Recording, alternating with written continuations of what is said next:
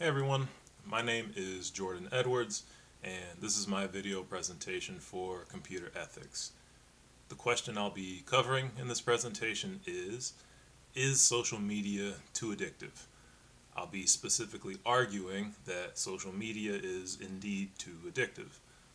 I personally am well aware of the amount of time I spend endlessly scrolling on my phone every week, and some weeks I give myself a pat on the back if my screen time app on my phone tells me I've spent 50% less time on Twitter that week. Then on other weeks, I look at the percentage and want to throw my phone out the window. I would assume that most of you have dealt with the same feelings, and I think it's important for us to consider how and why we end up spending so much time on our phones. Every time we click something or search for something, we're unknowingly giving up tons of data to these companies that use that data to keep us scrolling. Now, it is fun for us to get on Twitter and see a dumb meme we think is funny, or to hop on Facebook and watch somebody live stream a concert, but we'll need to understand how these apps get their hooks into us and think about if we'll ever be able to get those hooks out of us. Now, a term that I've always found interesting is infinite scroll. And when I first heard the term, I thought it was just something that people came up with to describe what we're doing when we're on Facebook. But infinite scroll is a feature that was specifically designed. Asa Raskin is a technology engineer and former Mozilla employee that designed Infinite Scroll. Our ability to endlessly swipe down through content on Instagram or Twitter was originally created to allow users to continue viewing content without needing to click. What was meant to be a convenience turned into one of the hooks keeping us glued to our phones. In a 2018 BBC article, Raskin references social media companies and says, and I quote, "It's as if they're taking behavioral cocaine and just sprinkling it all over your interface, and that's the thing that keeps you coming back." Raskin also states that his intention was not to get people addicted and that he felt guilty about what was done. I believe it's incredibly easy for us to get lost in the infinite scroll, and if you aren't careful, the consequences can stack up. We can lay in our bed on our phones and scroll through our feeds, and then all of a sudden you've lost an hour or two of sleep that you needed. When we scroll through our phones when we're out with our friends, instead of engaging with them, we're not building our relationships, or potentially we're damaging them. And then what happens if you pull out your phone while you're in your car at a stoplight and you don't realize that the light turned green? Now we're possibly causing car accidents, and those are just a few different things that could be detrimental to us. Now, in the same BBC article, the idea of social media likes is referenced. Leah Pearlman worked at Facebook between 2006 and 2010 and is cited as a co-inventor of Facebook's like button. I personally recognize that deep down, the number of likes I get on a post or on a photo that I put online is inherently meaningless. But we know there's validation that we get, either consciously or subconsciously, from getting dozens of likes on something. Now, this validation can turn into an addiction, and Leah Pearlman notes that she started to become hooked on the product she was tasked with working on. In the article, she says she had begun basing her sense of self worth on the number of likes she received, and is specifically quoted as saying, "When I need validation, I go to check Facebook. If I'm feeling lonely, let me check my phone. If I'm feeling insecure, let me check my phone." That could definitely be described as addiction. If a person structures their self esteem around the number of likes they get, that's an easy recipe for anxiety or depression when the likes aren't coming in fast enough. Now, those are some of the effects of likes and social media addiction on an adult, but what does social media addiction look like in teenagers? Newport Academy is an American for-profit therapy program for adolescents with mental health or addiction issues. It was founded in 2009 by Jameson Monroe. On their website, they have an article where they compile some statistics from Pew Research Center and Common Sense Media about teen social media addiction. A lot of the statistics they list are striking to me, and here are a few. First, 92% of teens go online daily, and 24% say they go online almost constantly.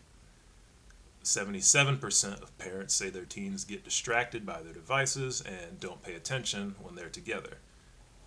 59% of parents say they feel their teen is addicted to their mobile device. And last, 50% of teens say they feel addicted to their mobile device. Now, there's a lot that we can try to unpack just from reading those statistics. 24% of teens are saying that they are online constantly. They're always doing the infinite scroll. They're always checking their likes. They're always glued to their screen. They're having dinner with their parents or their friends and they're not engaging with them. Either the parents are recognizing that their teens are addicted, but the big kicker here to me is that 50% of teens say they feel addicted to their phones. The implication there to me is that they know they have a problem that needs to be resolved, but they remain glued to their phones. The same article goes on to make some more points about the dangers of social media addiction in teens. It states that research shows that use of social media goes hand in hand with increased depression. It's noted that receiving the likes we talked about earlier can activate the same circuits in the teenage brain that are activated by eating chocolate or winning money. So when they aren't getting that activation, then depression can go up. Teens can also substitute their real life friendships and experiences for social media experiences.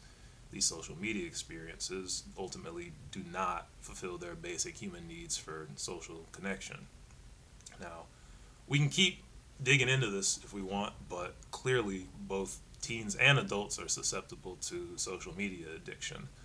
When we're engaging with our phones or our computers more than with the world around us, the capacity for mental health issues increases, and that's definitely a negative effect. But what are some other ways that these companies keep us hooked? Business Insider published an article in 2018 titled "How App Developers Keep Us Addicted to Our Smartphones." In addition to the infinite scroll and the likes mentioned earlier, these developers have plenty more tricks up their sleeves. One of those is push notifications. Now, I'm willing to bet that someone watching this presentation has probably already gotten a banner across the top of their phone with some kind of notification from their favorite social app. Personally, I generally turn off social media notifications on my phone because I know that if I got one every time something interesting happened, I'd probably be failing this class and other classes. Instagram is notorious for these notifications. The notifications can be modified, but it can be cumbersome and not necessarily intuitive to go through your IG settings to turn them off. And by default, certain notifications are turned on, with the implication there being that by default, the developers want you to be engaged with their app as much as possible. According to research from mobile analytics firm Urban Airship, sending weekly push notifications has the ability to double user retention on Apple devices, so you can see why those developers make notifications a priority. In addition to those notifications, Instagram employs stories. You can string together story after story in your feed for people to watch and swipe through. I actually took a break from preparing for this presentation earlier and accidentally killed 15 minutes just looking at stories on Instagram. So similar to the infinite scroll, you don't even need to do anything to keep watching stories. It's just like television. You automatically move to the next person's story after you watch the previous one. So if you follow dozens or hundreds of accounts on Instagram, you could simply be watching them indefinitely. Dating apps are also notorious for keeping you hooked. This Business Insider article points out that Tinder, Bumble, Grindr, and other apps have essentially gamified finding a significant other. On Tinder, for example, you're presented with profiles for other potential mates. If you don't like them, swipe to the left. If you're interested, swipe to the right. It's the classic slot machine tactic where you might not find a match, but you could, maybe, so you keep going. Tinder even puts a limit on the number of swipes you can make for free daily on their app, and they have paid plus or gold tiers that allow for more swipes a day, which is more opportunities for love and more addiction if we are not careful with that kind of stuff. Jeanette Purvis is a doctoral student in psychology at the University of Hawaii, and she states, and I quote, "In a study on the brains of drug addicts, researchers found that the expectation of the drug caused more release of the feel-good neurotransmitter dopamine than the drug itself. Similarly, for those who may be expecting the next swipe on Tinder to lead to reward, serial swiping can start to look and feel a lot like addiction." So if we unpack just these few techniques, we can see a few different things. The apps that we love are preying on our attention spans. When you roll through that Instagram story, you're getting a drip feed of dopamine. But not only that, they're also preying on our emotions. People that might be desperate for a boyfriend or a girlfriend or a husband or a wife can be easily tricked into continuously swiping at the potential of finding love. Then on top of that, if the number of swipes aren't enough, they'll pay for more.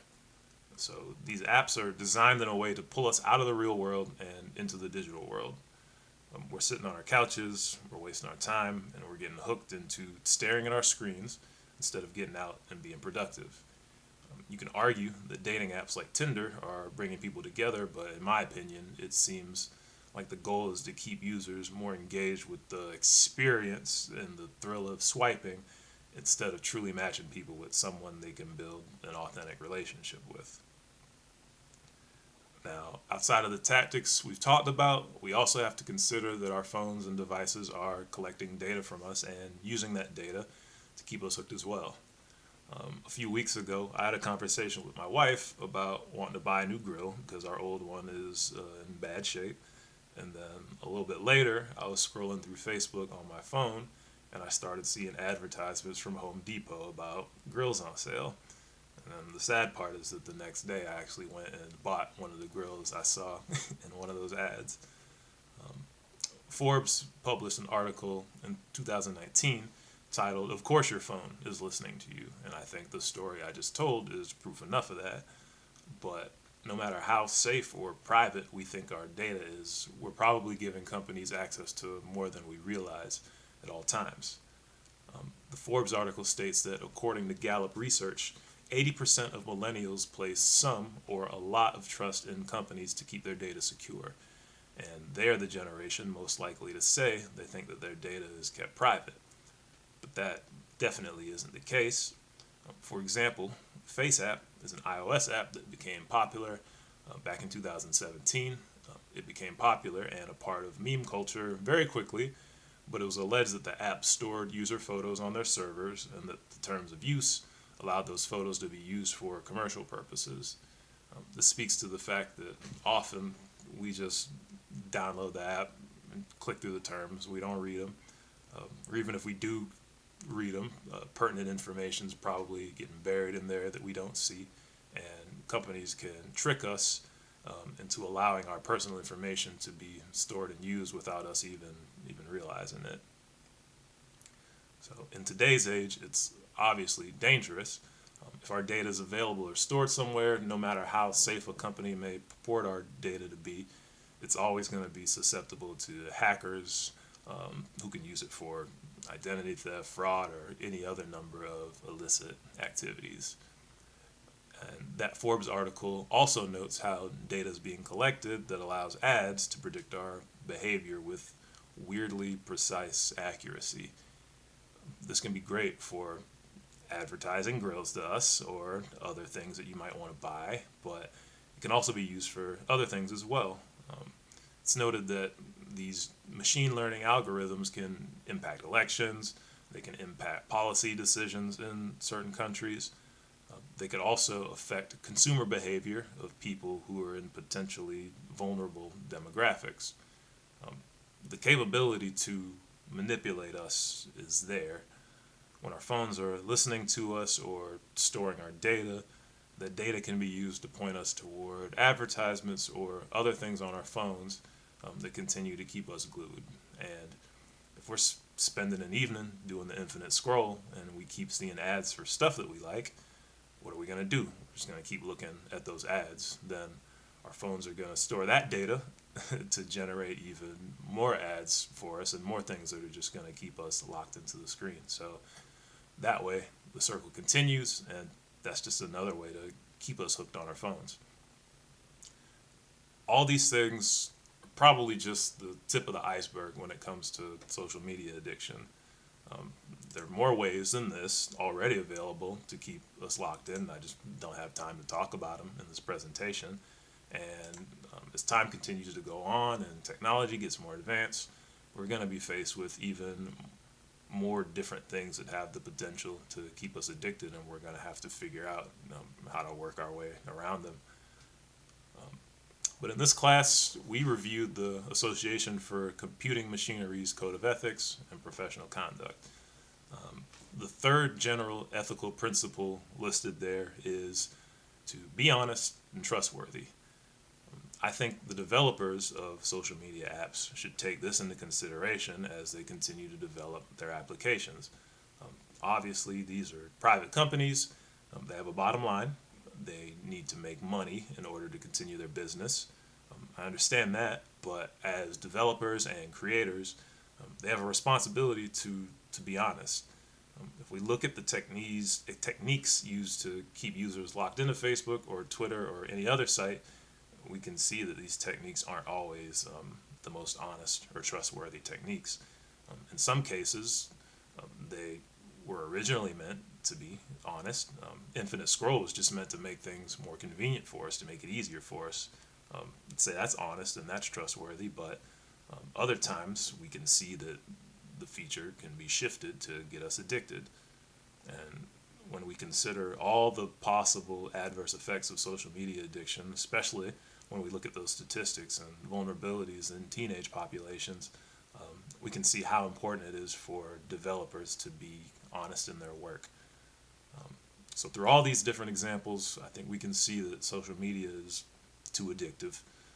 But I do believe that over time and with more awareness, we can hopefully create ways to make it less addictive and simply just make it engaging and in a healthy way that allows us to connect as I think it was originally envisioned. Now, that's my time. Again, my name is Jordan Edwards, and thank you for watching my video presentation for computer ethics.